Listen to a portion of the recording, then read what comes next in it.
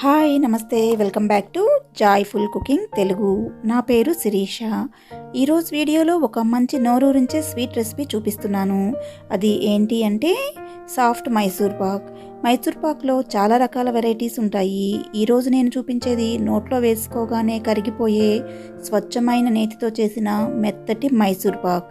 Srikrishna sweet షాప్లో దొరికే soft Mysore pak మీరు ఎప్పుడైనా తిన్నారా? మెత్తగా మంచి నేతి సువాసనతో నోట్లో వేసుకోగానే కరిగిపోతూ ఉంటుంది. ఈరోజు నేను చేస్తున్నది అచ్చం అలాంటి మైసూర్పాకే. ఇంకా ఆలస్యం చేయకుండా ఎలా తయారు చేయాలో చూసేద్దాము.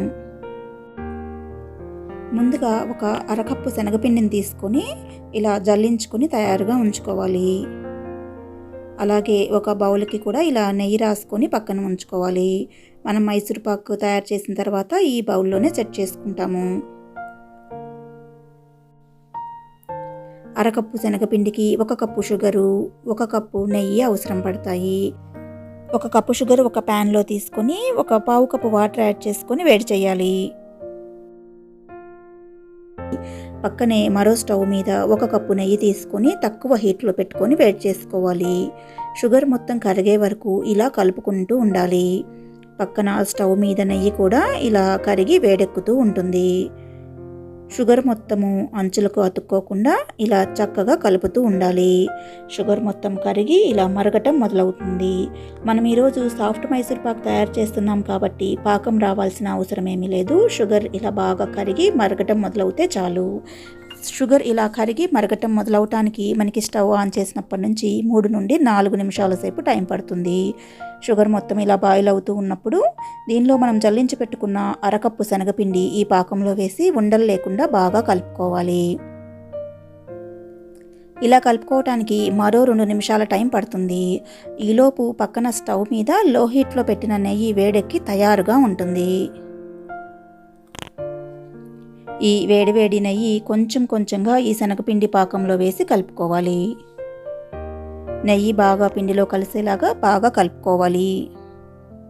పోసిన నెయ్యి మొత్తం కరిగిపోయాక మరికొంచెం నెయ్యి వేసుకోవాలి.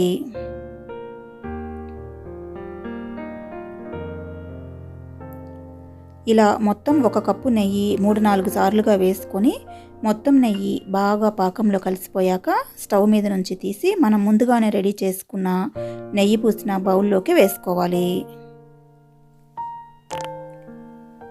నెయ్యిని కొంచెం కొంచెంగా వేస్తూ ఆ వేసిన నెయ్యి బాగా పాకంలోకి కలిసిపోయేటట్టుగా చక్కగా మిక్స్ చేసుకొని నెయ్యి మొత్తం మిక్స్ అయిపోయిన తర్వాత మళ్ళీ కొంచెం నెయ్యి వేసుకొని మళ్ళీ ఆ నెయ్యి కూడా ఈ పాకం మొత్తంలోకి మిక్స్ అయ్యేటట్టుగా మిక్స్ చేసుకొని మొత్తం నెయ్యి పాకంలో వేసుకున్న తర్వాత ఇలా మనం ముందుగానే రెడీ చేసి పెట్టుకున్న బౌల్లోకి ఈ పాకాన్ని ట్రాన్స్ఫర్ చేసుకోవాలి. ఒకసారి ఇలా ట్యాప్ చేసుకొని పాకం చక్కగా సర్దుకున్న తర్వాత కొంచెం గోరువెచ్చగా ఉన్నప్పుడే ఒక నైఫ్కి కొంచెం నెయ్యి రాసుకొని మనకి కావలసిన షేప్లోకి కట్ చేసుకోవాలి. తర్వాత 4-5 గంటలు చక్కగా ఆరనివ్వాలి. అంతే, ఎంతో టేస్టీ అయిన సాఫ్ట్ మైసూర్పాక్ రెడీ అయిపోయింది.